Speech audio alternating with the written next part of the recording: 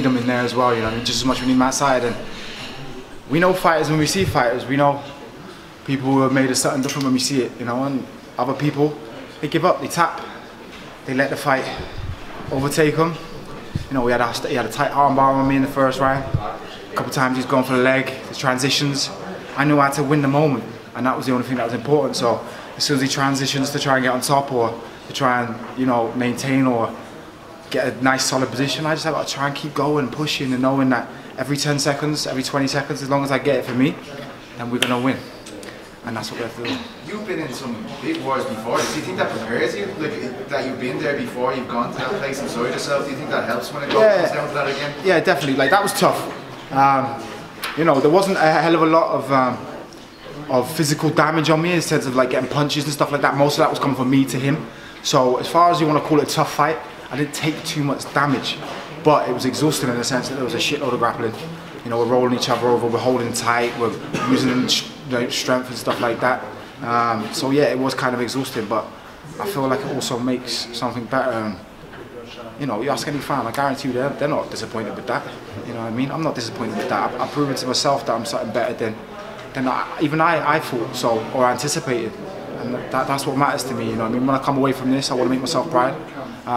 When I retire, I want to be able to make myself proud and look back on a history or, you know, a career which ultimately states and puts my legacy out there, you know what I mean, for my son and for my family. You spoke about your frustration of Alan Javan pulling out of the fight, you know, having prepared so much for him. Yeah. And then not seeing much about David and, you know, his style. So how did your expectations of the fight compare to actually being in there in the moment? Yeah, you know what? It's the horrible one. You look at that, and I will get so many people criticising the performance and that, but you know what? We got the win, and I had a wild card at the last minute. We trained for a striker. His record says 11 KOs. He's 16-3. We expect a striker. We didn't find no footage. Next thing, we're grappling roll around on the floor. He's got arm bars, going for leg locks, you know, transitions to the back.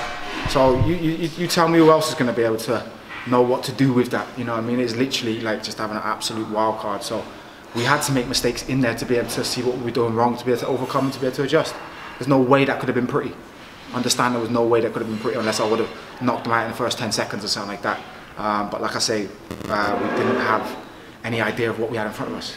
You know? You said you had to make some adjustments in the fight. What kind of adjustments? It was more or less, like I say before, just winning the moment. Realising his technical ability, his ground game's obviously good, as you can see, you know what I mean, the way he's setting up his submissions and, you know, transitioning from position to position. So for me, it was just all about the moments. If I get 10 seconds, then I get another 10 seconds, I'm 20 seconds up. If I get another 10 seconds, I'm 30 seconds up. Yeah. You know, we're making our way through the round, winning moment by moment, and that's important. If you can do that regardless of what adversity you got in front of you, you're winning. Yeah. And you know, you're becoming a master of your own craft. So regardless of you know, the performance, yeah, I'm my biggest critic, and I'm gonna turn around and say there was this that I've done wrong, or there's that. There's plenty of tape for me to look at, but I would rather have that than a 10-second clean knockout. I would rather have something that I can come away and learn from, because, you know, it isn't just about winning. We need to learn, we need to move forward, and we need to adjust. And I think we got that tonight. Is it a surfer fight tonight? Pardon? Is it a surfer fight tonight? I hope so, I hope so. You know, I'm in this game to win it. Easily, some other fighters, I could have just turned around and pulled out of this tonight and said, you know what, I haven't got Joe Ban, I don't know nothing on this kid. He is not, I don't even know where he was in the rankings. So there was nothing kind of coming in for me, do you know what I mean, apart from being able to feed my family after this. You know, so for me, none of that matters. The fact that I come out and I did what I did and put it on the line, yeah, I feel like that deserves it. You know what I mean? I've had 2 spectacular knockouts most recently, and I'm out there striving for more. So yeah, I hope the bonus comes this way. That Doris choke in the third, I mean, not only did it look very tight, but it was also in the third where you're obviously most exhausted as well. Yeah. I mean, what's going through your mind and also through your heart in situations like that? Because I imagine you got to sort of dig real deep. It's crazy. Let me put it this way, yeah. For all the people that are out there watching, the fans and stuff, there's something that motivates every single one of us, no matter what it is. Whether it be family, whether it be yourself, whether it be, you know, you want a nice house or a nice car, whatever, yeah. I'm sat in that dark and I'm thinking about my son. I'm sat in that dark and I'm thinking to myself, right, I need some foundation, I need some security to be able to supply him life and that foundation that I need. So I'm sat there in the dark and I'm like, nah, you're not going to have this today, brother. This is mine, I've got this. And that's the way that we overcome. Like I say, it's just all about how much you want it, winning a moment, and having that strong willpower. you called out Neil Magny. Why him? Listen, off that performance, it will be hard, I think, to sort of establish that fight, but at the same time, I feel like he might see it now as, well, that's easy. I've just seen Danny there make a shed load of mistakes, or there's this, or there's that. But at the same time, like I say, I've got a hell of a lot of tape just there that I can, you know, go over and just kind of refine things, and that's what it's all about. And like I say, as long as we're winning, we're making our way up the tier, that's all that matters. David Zawada was a wild card tonight. There was really not much in it for me, apart from getting another win underneath my belt. So that's what counts. You had a few fights now in Europe in a row. Do you want to go back to America? Yeah, I think the next one's going to be back in the States. You know, put some entertainment on for the fans over there. And again, I'd like to just mix it up. I love traveling the world, I'm not going to lie. Germany, Hamburg, beautiful place. I'm going to be here tomorrow doing some media stuff and, you know, going around the city. So yeah, I'd like to get back over to the States and to have a fight over there on a nice big card, see what they've got. They've got a few big cards coming up in the future. So yeah, I'd like to get out once or twice towards the end of the year.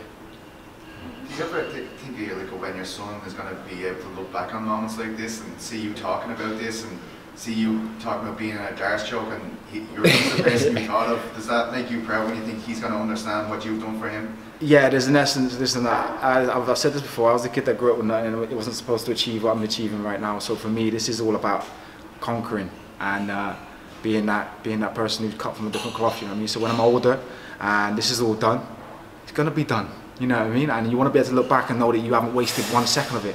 I've got 2 arms, 2 legs and an able working brain. There's people in the hospital now that would give anything just to have 1 day to do what we do. So I'd be an absolute fool to just let that slip by and not to be able to climax and maximise on the growth and the opportunity that I've got. So when I'm done, I'm an old man and I sit down with my son and I say, look, watch this. See what pops here. I know I'm going to make him proud. I know I'm going to make his friends proud. I know I'm going to make his whole, you know, his whole future a big thing. So that's what matters to me, you know what I mean? I'm saying they put Alan Joe Ban forward to you again. Is that something you would want to revisit, or is it just... Look what we've done tonight. Look what we've had to overcome tonight. You just heard it there. The guy kind of sends me to sleep now already. The fact that, you know, he had an opportunity to be here tonight. He was quick enough to pipe up on social media, and then I said something back. I haven't seen him come back and say nothing. The guy's a bit of a drama queen, and you know his little pretty face could just stay out of my way right now. I couldn't care less. You know what I mean? I've just gone there and poured my heart out to be able to move forward. And my opportunity to move forward and to get up the ladder was that guy. And where is he? So let's not speak about him. Let's not even mention his old ass. Cool. Yeah. Thanks, Danny. Thank you, boys.